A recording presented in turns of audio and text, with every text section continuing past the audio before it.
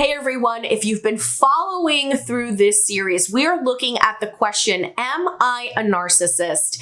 And every time somebody asks this question, there's a reason tied to it. In this video, we're going to be looking at the reason, am I a narcissist? I sometimes fit the DSM criteria. When clients bring this to me, I have three things that I want them to consider.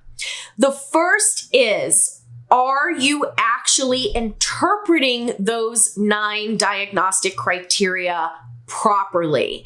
So what I have found is that a lot of times people will look at the diagnostic criteria and they'll think it's saying one thing when it's really saying something else.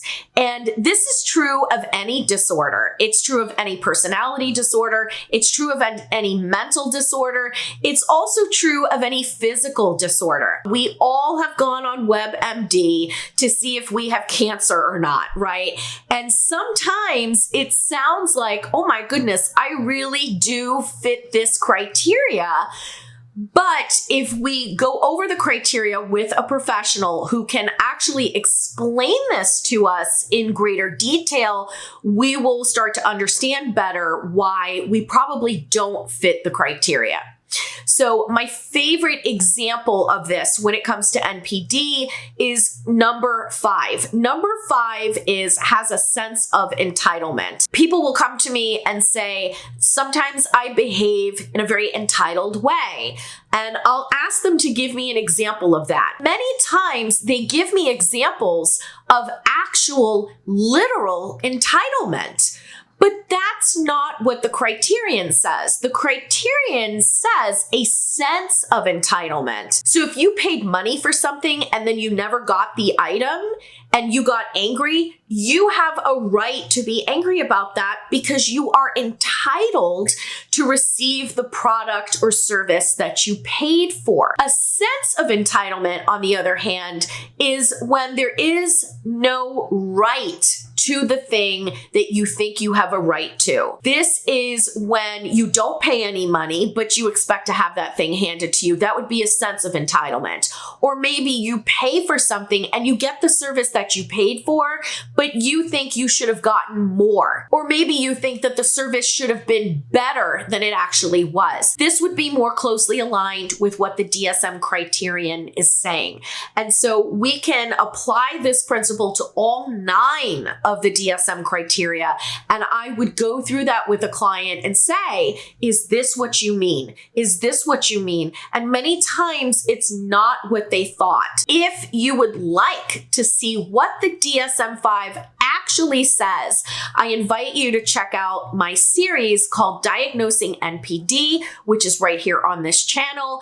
And I go through each of the DSM-5 criteria and I read it word for word right from the book so you can get a clear idea of what it's actually saying. The second thing I'm going to say to somebody who's concerned that they're a narcissist for this reason is to remember that there is a 10th criterion that must be met for NPD, and that is the criteria for a personality disorder in general. You can't just look at the 9 criteria for NPD and say, okay, I check 5 out of 9, I'm a narcissist. No, you have to also meet the criteria for a personality disorder, and that is something that I like to call Criterion Zero. Why? Because you have numbers 1 through 9. This would be number 0. This would be the criteria that actually comes before we even look at any personality disorders at all, whether it's borderline or histrionic or obsessive compulsive or dependent or narcissistic. Criterion 0 requires things like pervasiveness. Pervasiveness means every area of your life. One of the things that I see on the internet is an incredibly disproportionate amount of information placed on narcissism in romantic relationships. If your only interaction with this person is in a romantic setting, then how do you know that this is pervasive? Maybe this person is getting along fine with people at work or people in their family or their friends. And it's entirely possible that your relationship is just not working. That doesn't mean that the person is a narcissist. I don't care if the relationship is toxic or outright abusive. It doesn't mean that that person has NPD. So in order to have a diagnosis of NPD, this person has to be displaying the narcissistic traits in every single area of their life. And I would even go a step further and say that pervasive also includes the lifespan. So if you have a temporary season of your life where you are being narcissistic and you weren't narcissistic before, and you're able to pull yourself out of the narcissistic tendencies, or you think you might be, that's not a personality disorder either. So that's number 2, Criterion Zero. Do you actually meet the criteria for a personality disorder? If not, then you can't be a narcissist. Now, the third thing I'm going to say to somebody who's concerned that they meet the criteria for the DSM-5 is there's a difference between symptoms and a full-blown diagnosis. And I see this with all kinds of mental illnesses. For instance, you could be diagnosed with major depressive disorder. That means that your depression is a disorder. It's an actual disorder. But you also could be experiencing depression as a symptom of some other disorder. And so one of the biggest mistakes that some inexperienced therapists make is they will confuse the symptom with the full-blown disorder. And so narcissism is very common. Narcissism is a symptom of tons of disorders. You see narcissism in drug and alcohol abuse. You see narcissism after somebody has suffered a trauma. You see narcissism when somebody is experiencing OCD sometimes. If other people don't comply with those rituals, I've seen people with OCD become very entitled. And I mean the real sense of entitlement, that everybody else needs to comply with my rituals because I'm about to freak out.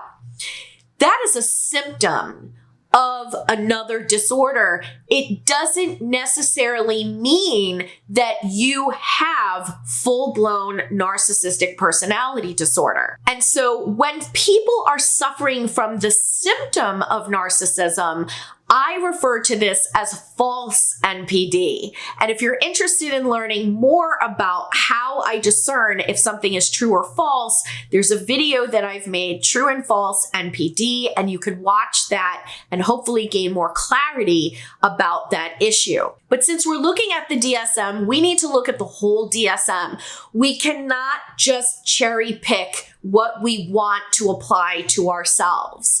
And the fact of the matter is that the DSM says that NPD is very rare. The DSM actually says that the prevalence of narcissistic personality disorder is anywhere from 0% to 6.2% in various community samples. There are reasons why that number is probably not entirely accurate, and it is likely that the prevalence of narcissistic personality disorder is actually higher than that.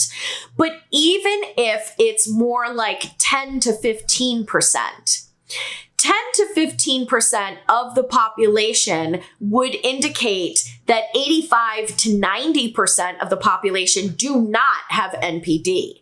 So there are more people without NPD than there are people with NPD. If NPD is rare, then how do we explain all this narcissism that we see all over the place? Well, that narcissism is a symptom of some other disorder.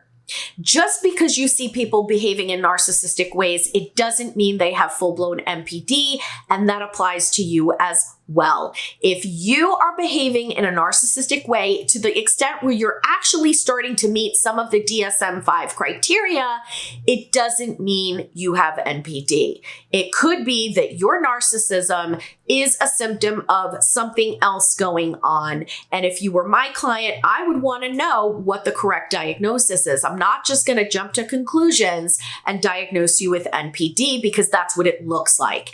It could be something else. So I hope this has been helpful to you. I'm Jen Guerriero, and this is Poisonous People. Thanks for watching.